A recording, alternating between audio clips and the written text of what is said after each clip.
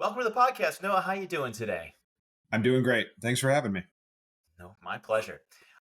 So I'm curious, what is the origin story for this book here?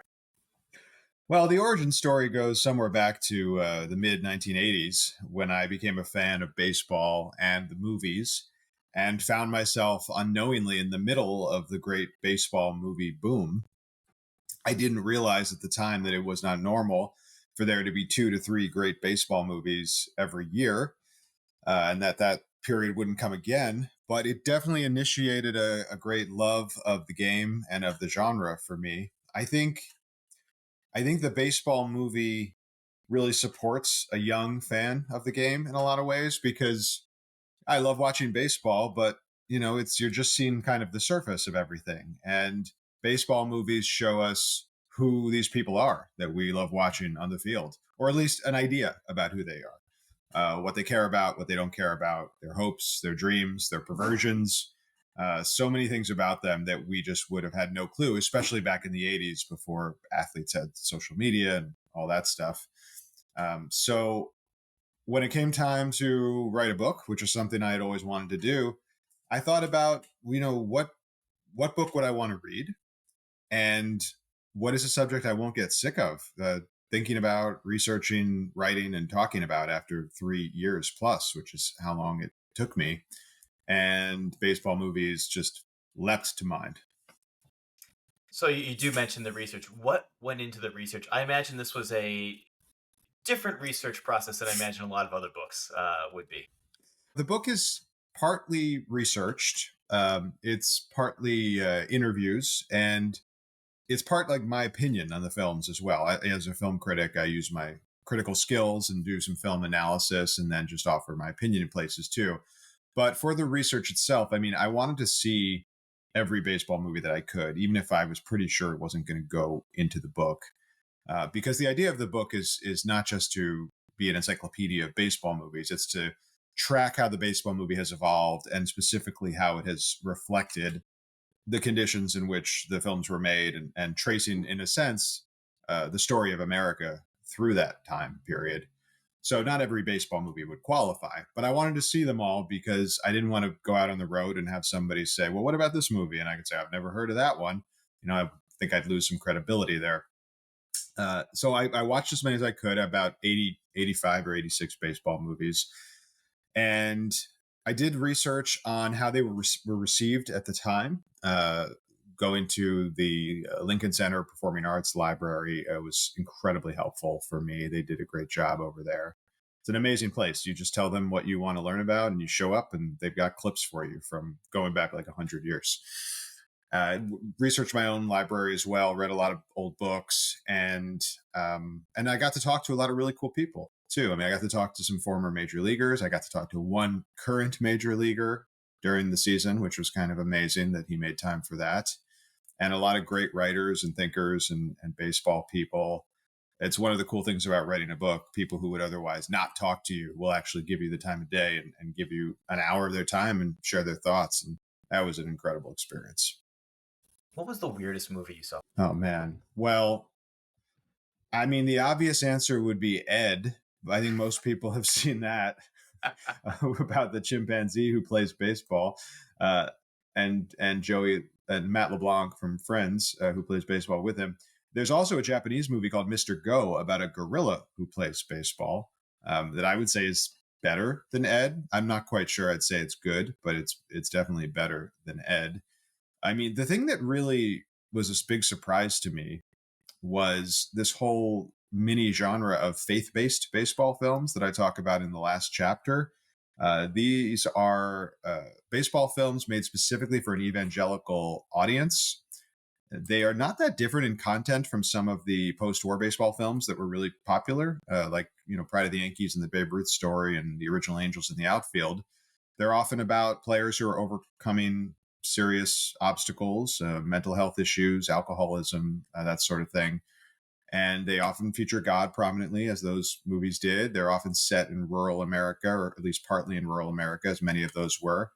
The problem is most of them are not nearly as good as those movies because they just don't have the talent. Many of them are drawn they draw their talent from evangelical only communities. So these people don't have the same experience or craft that you would hope. But I will say, in that journey, I did come across, we talk about weird movies, uh, a different kind of faith based movie about a yeshiva, Jewish baseball players called the Yankles. And it was a little better than some of the other faith based movies. I mean, I'm Jewish, so I think it spoke to my sensibility a little bit more. But I've never heard anyone else speak of this film. And it's just like any other baseball film. They're like a group of underdogs, misfits, and outcasts who come together and learn to play as a team. It has some religious elements to it, but mostly just a weird movie where a bunch of Orthodox Jews get together and play baseball. That's great. That's great. Uh, so when I was reading the book, I realized that a lot of these movies I had only seen as a kid. Mm. And I'm going to call you on Rookie of the Year, because that to me, and I am now terrified of watching this movie after reading about it. Did you have this experience where you were rewatching these films that maybe you hadn't seen for a while? Yeah, it definitely, that is what happened to me. And, as a film critic, I kind of get as excited about disliking a film as I do liking a film because it's fun to point out all the flaws in a movie. And Rookie of the Year was definitely a movie I loved when I was a kid. I can't imagine a young baseball fan not loving that movie because it is their fantasy come true, that something freaky will happen and you'll end up pitching for your favorite team. And watching it today, like there were so many things that bothered me about it. I do think it's just a bad movie in a lot of ways. I think it's directed by Daniel Stern, who's an actor and is in the movie and is known for Home Alone and being the voiceover on the Wonder Years. And it's his first movie he directed and the only movie he's directed. And I think it's pretty easy to see why. He just does not have a good control of the tone of the film. There's some very heartfelt moments, some kind of dark moments here and there, with some like parental abuse issues, and then incredibly goofy and weird at other times. And none of the actors all seem to be on the same page about what kind of movie they're making. And then there's the baseball stuff in it, which is so hard to watch. And I'm not even talking about this kid breaking his arm and all of a sudden being able to throw 100, which is fine. I can stretch my disbelief on that. But the other core concept is that the Chicago Cubs need to sign this guy because they're not drawing enough fans and the owners are going to have to sell the team. And if you know anything about baseball, that's more ludicrous than the arm breaking because the Cubs are the one team that draws fans no matter how good or bad they are. And there's a lot of other bad baseball stuff in it, but that kind of stuff, it rankles me, I have to say, as a grown man, even in a ludicrous kids movie like that. I think it makes a big difference. And I'll tell you how I know that because a year later, a very different movie came out called Little Big League, which is also about a kid who gets thrust into the major leagues, this time as a manager, not as a player. An equally ludicrous concept, but it takes its baseball really seriously and doesn't get any of this stuff wrong. And it's a much better movie as a result. I had Tommy John surgery a couple years back, and I thought, oh my gosh, am I going to be Henry Roengart? Am I going to start throwing 100 miles an hour? Well, I talked to some players, and a couple of pitchers I talked to, former major leaguers, both said the same thing. Like when they were kids, they loved this movie because every time they hurt their arm, they hoped that they would wake up and be able to throw 95. And I think pitchers are different than normal people because the other movie that pitchers always seem to love is For Love of the Game, which is, again, not a movie I like and most people I know don't like, but every pitcher I talk to says, no, that movie really gets it. I love the baseball scenes, and like the baseball aspect of that is I love it, and then everything else just I agree. Not so much. Yeah, not so much. I agree wholeheartedly. But so I wanted to kind of go back to the beginning here. You go back all the way, and your book starts off with Pride of the Yankees, which I think is almost somewhat got lost to time. I mean, again, early Hollywood, things have changed over the years here. But even back then, so much of it was about the accuracy, the training of Gary Cooper, getting him to look like a baseball player. How important is that in the grand schemes for you when you watch these films? I don't think it can ruin a movie if the actor is not good at baseball because they usually have ways to fake it, like they did with Gary Cooper. Gary Cooper grew up partially in England. He missed baseball when he was a kid, and he fell behind. And he says that he just sort of never picked it up because he felt, okay, this isn't going to be my game. So he got into riding horses and doing all kinds. He grew up in Montana after he came back from England, doing all kinds of other stuff. And in fact, they trained him really hard, and the way that he figured out how to swing was his trainer said it's just like swinging an axe. So like that was his way in to baseball. And over the course of that filming, there were all kinds of stories in the press about how bad he was at it, and is he going to be able to look like Lou Gehrig on screen? And I'm convinced that they were planted by the PR team, like they thought this is a good hook, And in the end, like I don't think he looks much like Lou Gehrig on screen, but it doesn't matter because they figured out this sort of visual grammar to fake it. The thing where you see him swing and you hear the crack of the bat, but you don't actually see him hitting the ball. And then you see the ball flying off into the outfield, and then you cut to him running the bases. I don't know if Pride of the Yankees invented that visual grammar, but they definitely codified it. And basically every baseball movie since then has used it. I do think in the 80s, we saw a greater focus on accuracy with this stuff. There was a lot of talk about Robert Redford's swing being really good in The Natural. Obviously, Kevin Costner and Bull Durham like looks, talks, sounds, and plays like a professional ball player. Tim Robbins, not so much. And I think that's because you had a generation of filmmakers who grew up watching the game on TV for the first time, and they had a better sense of like how the game looked, and it was important to them to capture that. His teammate, who's in the movie, Babe Ruth, has had 2 horrible movies made about him. Why doesn't a Babe Ruth movie work? Do you have any idea? Sometimes a guy is like larger than life and the movies can't quite capture it. That would be my best guess. I mean, the Babe Ruth story, which is the more famous one, famous for being terrible, they try to sort of make it in the mold of Pride of the Yankees, which is not Babe Ruth. I mean, he was not like a noble figure in our cultural imagination. But they try to make him into this like Jesus figure almost. Like he heals a young boy just from like walking up to him and saying, "Hey, a kid." And then all of a sudden this kid is like healed. And at the end they say that he took experimental chemotherapy, and he did that to try to save other people's lives in the future, which I don't think there's any evidence for that.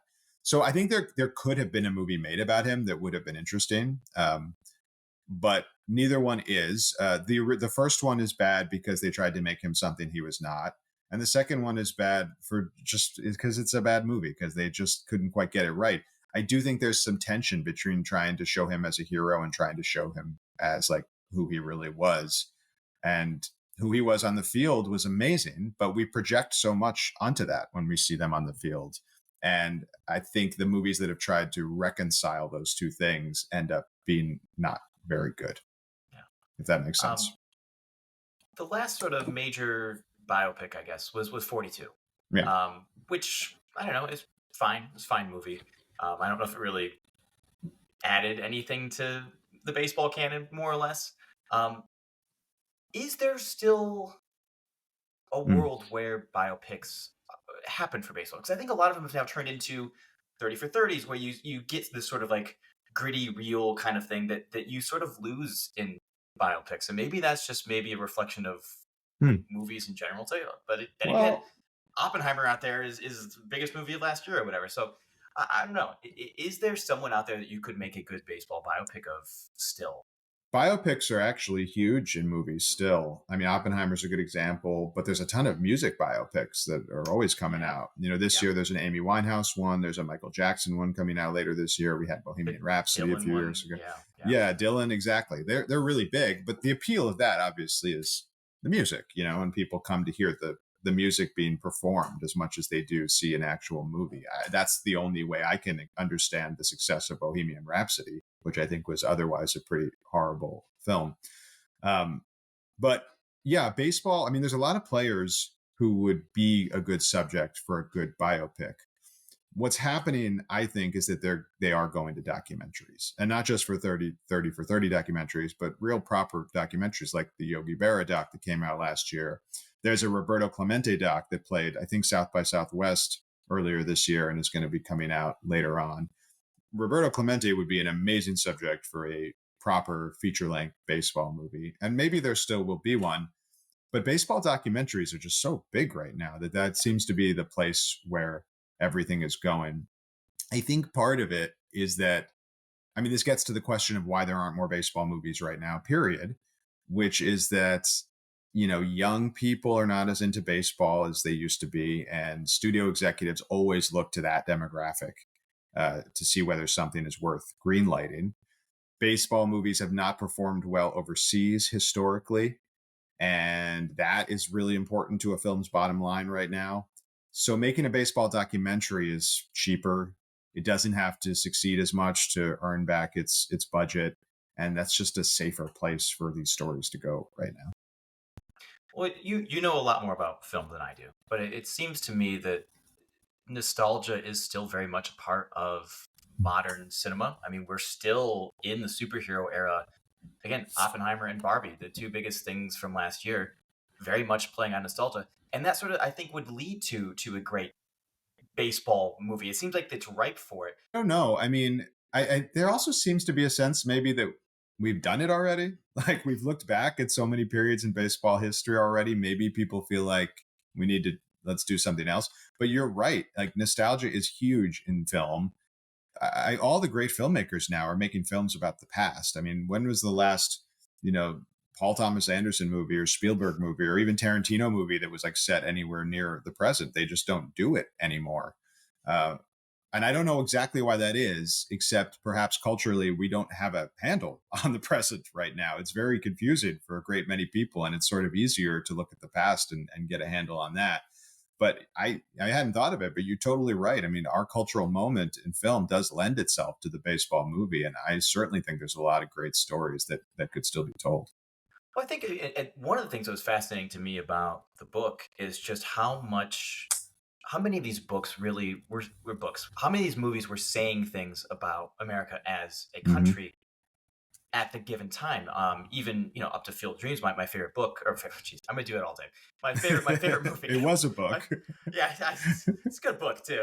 My favorite movie, Field of Dreams, is talking about Reagan and the generation gap. Yeah. And maybe you are right that we don't know what to say about right now, or maybe we don't like what we have to say about baseball and the world right now. More I think that's certainly possible. And that would preclude a big mainstream baseball movie. But it wouldn't preclude an independent baseball movie. I talk about the film Sugar in my book, which came out, 15 years ago and was a really thoughtful, critical film about a Dominican born player comes to the US, struggles at baseball, struggles to adjust to life in Iowa, where he doesn't speak the language and doesn't know anyone, is a fish out of water, and, ends up quitting the game and is better for it. I mean, this is a film that says, hey, maybe for some people, life is better without being a professional baseball player because the system isn't really set up for him to be happy. And that's never a movie that would never be made as a mainstream, big budget baseball movie. But baseball movies can be made on smaller budgets. I mean, they don't, especially in a minor league situation where you don't have to fill the stands with people. And I think somebody out there could make a really interesting baseball film about what is happening in the country today and what is happening in baseball today. It would just have to be at a lower budget. And I don't totally understand why that's not happening, to be honest with you. I wanted to talk about a little bit about Field of Dreams. I mentioned Field of Dreams Of again. My course. favorite, my favorite film of all time. Um, I've seen ebbs and flows with that movie, with people hating or loving, and it's almost become maybe the most divisive baseball movie. Maybe there's another, but I think it's pretty divisive. Especially you look at players, you look at people who didn't play, and then it gets into relationships with family. There's a lot of things. It also has this magical realism, sort of almost like Harry Potter world, where it's like you think like, oh, this is almost real. This could be me. I mean, what if there is a voice out there and these ghosts show up? Um, and yet it really seems to, and I think you maybe talk about this, almost like hang on a thread where it's like a second away from falling apart at any given time. And yet I bet that is probably the most mainstream baseball movie in my life, at least, that is still consistently referenced in commercials, in things. You still see it all the time. Yeah, and Why MLB. Yeah, Yeah. MLB, yeah, they're out there with the game now. I've had my own ebbs and flows with Field of Dreams for sure. I definitely have had those moments when I watched it and I was like, what the hell is this movie? It doesn't make sense. Why is a black civil rights activist from the 60s involved in this movie? Like, I don't understand why that character is here. I don't understand why they're going to Minnesota to find this player who had one game in his career. And I don't understand why this guy's wife is supporting him and doing all this stuff. I mean, the thing makes no sense when you write it out. In fact, I interviewed Michael Schur for this book, the podcast host and creator of The Good Place, and they worked on The Office, Parks and Rec. Big baseball fan, and I do have a quote from him in the book, but there's another quote from him that I didn't use. He was going to make a series out of Field of Dreams. He was going to adapt it, and they wrote the whole thing. And he said he called it his opening day speech to the writers as they were getting ready to write it. He said that Field of Dreams is like a giant bubble. It's like floating a little bit above the earth. It is very delicate. It's very beautiful. It shimmers in unexpected colors. If you look at it from different angles, it looks different. And he said, our job in writing this series is to keep that bubble afloat and to not pop the bubble. And I think it's a great way to describe the movie because there's something so special about it. It doesn't make sense. It should not exist the way that it exists. It doesn't adhere to the laws of physics in a lot of ways. And yet it does work if you buy into it. And it's also a strange baseball movie because it has very little baseball in it. And yet they're talking about baseball the entire time. And that is what we love to do. We love to talk about baseball. I don't have a daughter, but if I did, I would be just inundating her with facts about old baseball players the way that Ray is doing in this movie. And him and the James Earl Jones character have like nothing in common, but they can talk about baseball, and that's a great thing about this game, and it's a great thing about the movie. I think if you buy into it, and we all should be able to, then it's got to be one of your favorites. And I agree with you. A lot of players seem to not like it so much. Like, I guess they don't think about baseball the way that I think about baseball. Maybe they're looking for a movie that reflects their experiences more. But I don't know who hasn't had a catch like on the field at dusk. I mean, it's one of the greatest things you can do in life, and this is a movie that understands that.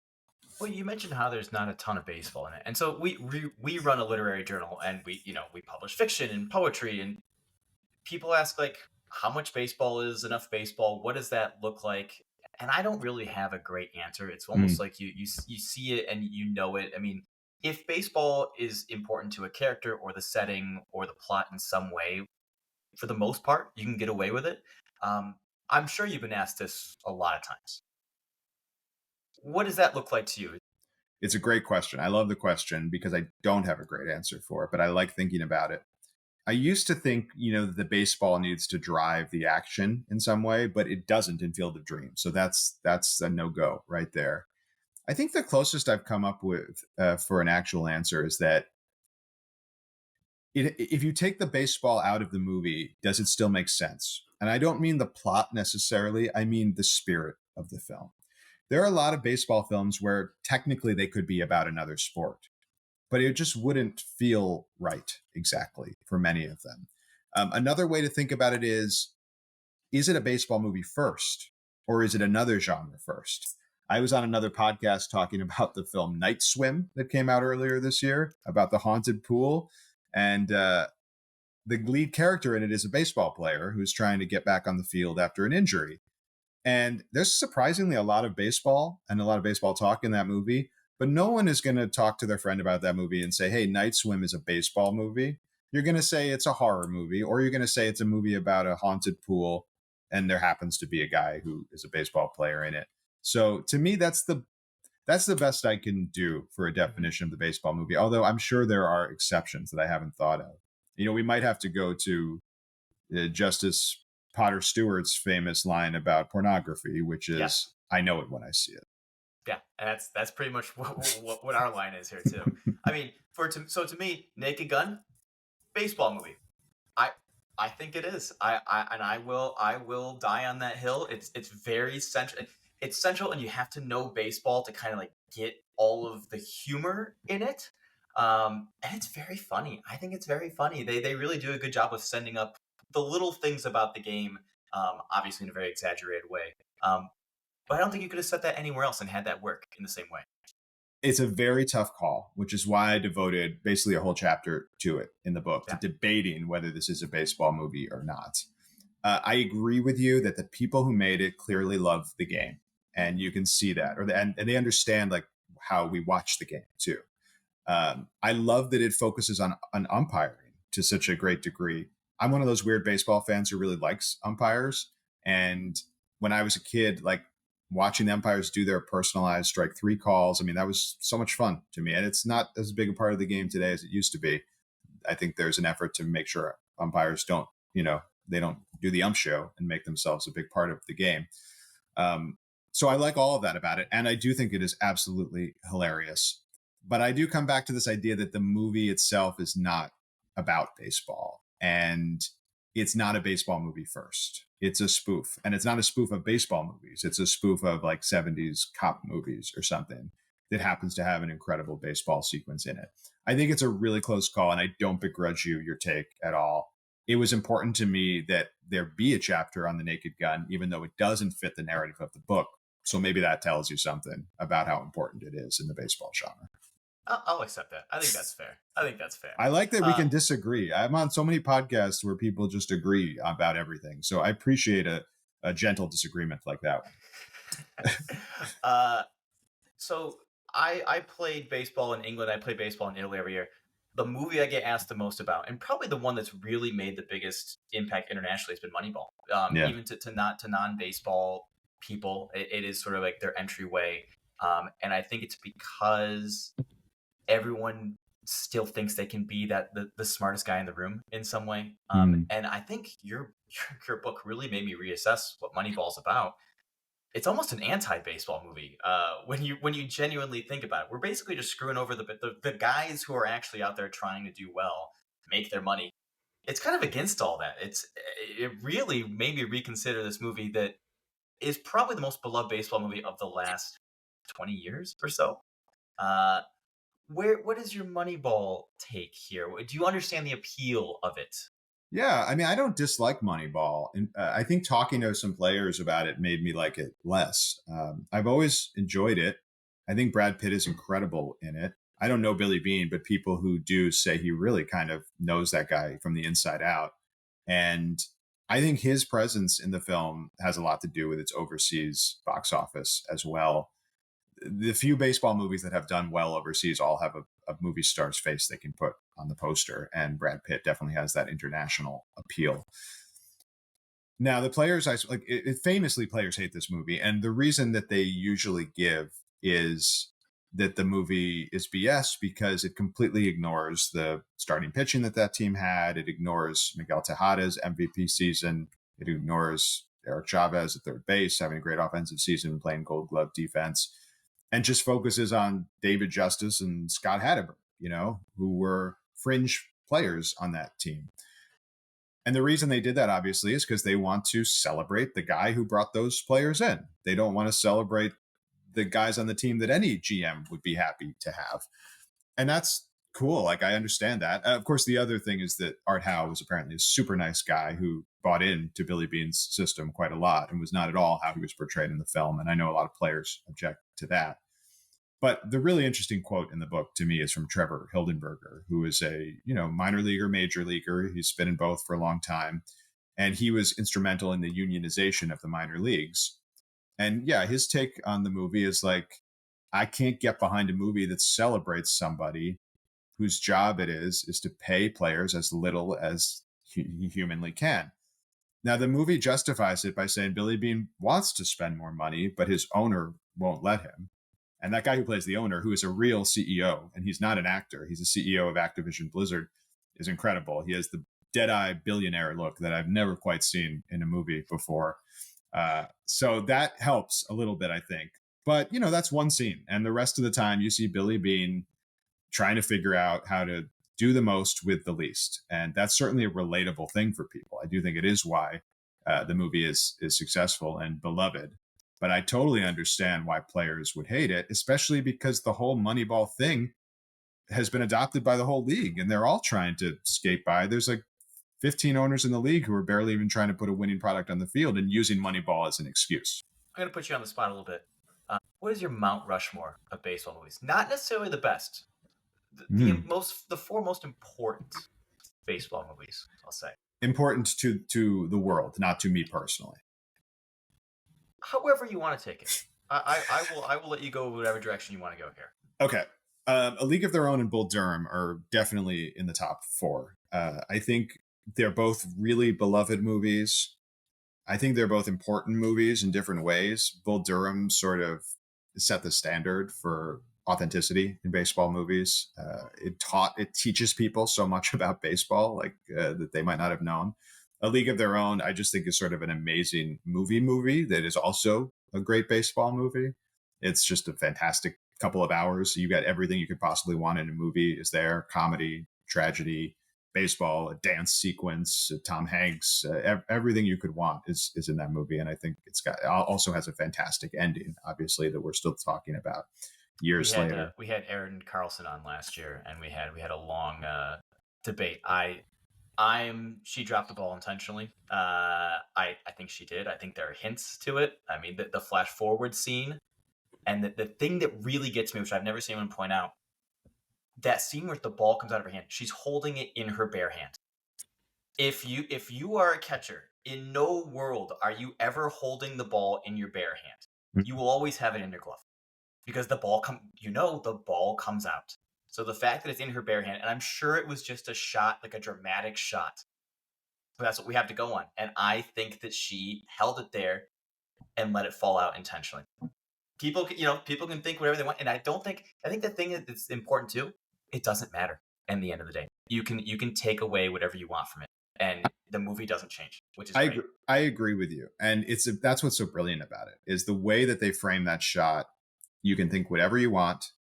The way that she says her line in the post locker room scene, "You wanted it more than me." She's kind of looking away. It's like very subtle that she might just be saying that. She might not mean it. I'm of the belief that she didn't drop it on purpose, but she subconsciously dropped it on purpose, which is a bit of a cop out. I make a point in the book that it also doesn't matter. It's more important what it means to the story that she lost that battle with Kit. But I think everything that happened in the game up until that point would indicate she wasn't going to go easy on Kit. I mean, Kit's having a meltdown in the dugout over there, having a nervous breakdown, and she still goes up to her pitcher and says, "Throw her high fastballs because we know she can get her out." And there's a little moment that I haven't written about and I've never talked about, but right when Kit comes to the plate, she kind of turns back and looks at Dottie dead in the eye. I love that moment because I think Kit is playing her. I think Kit is trying to like get an edge on her by just like looking at her and saying, "Look at me. I'm about to have a meltdown."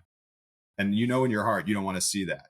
And if Dottie dropped the ball on purpose, I think it's that moment that really contributed it to the most. I think that stuck with her as Kit was rounding the bases, and there was some part of her somewhere deep inside, not on the surface, but deep inside, that just couldn't let that happen to her little sister. I will put The Natural on the list. I don't. It's not one of my actual top 4 baseball movies, but it's really, really good. And it's such an important baseball movie because the baseball movie has had this very stubborn reputation of being box office poison. I mean, Pride of the Yankees almost didn't get made because no baseball movie had really made money before that. So Pride of the Yankees finally did, and it encouraged subsequent movies that kind of followed the same template for the next decade or so.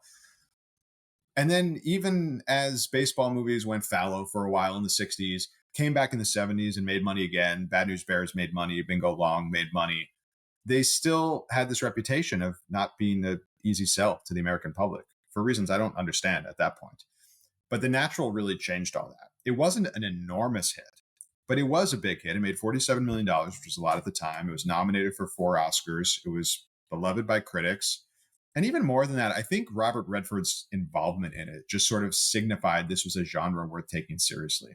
Because he wasn't just a great movie star, and he was a great movie star. He was also, by this point, an Academy Award-winning director. He had made Ordinary People just a few years earlier.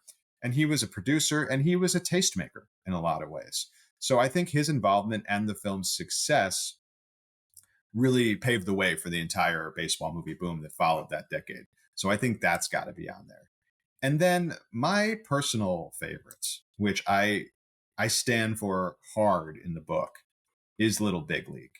I mentioned earlier that it takes its baseball seriously, but the thing that I noticed on this, when I was writing the book, is how it's so prescient about sabermetrics. Because this character is 12 years old, he comes to the game with this sort of outsider's perspective. First of all, he's a player's manager, right? He's friends with the players as opposed to being the screaming, yelling Billy Martin type, which that was prescient in 1994. But also, there's this great scene where he has to prove to the GM and the bench coach that he can handle the job, and they say, "No, no, it's too hard. There's too many situations come up you won't be able to handle." And he says, "Give me a situation." And the bench coach gives him a situation. It's the eighth inning. We've got a runner on. We're down by a run, whatever.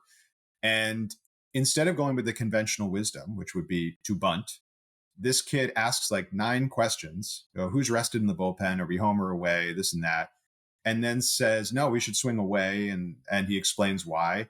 And it's a perfect example of sabermetric thinking, which is don't take the unwritten rules, the conventional wisdom for granted, ask questions, figure out logically what is the best thing to do here. And, applying that thinking to baseball is what really changed the game in so many ways. Not yet, not in 1994. This movie was like several years too early. And I don't think people appreciated it at the time, but watching it now, it's the Nostradamus of baseball movies. It gets so many things right that we weren't ready to hear in 1994. That's great. I love it. I feel like you are you are the leading the charge for Little Big League. Personally, this is like your I'm trying. yeah. Hey, I'm gonna rewatch it now after all this. Again, this is one of those movies I haven't seen since I was a kid.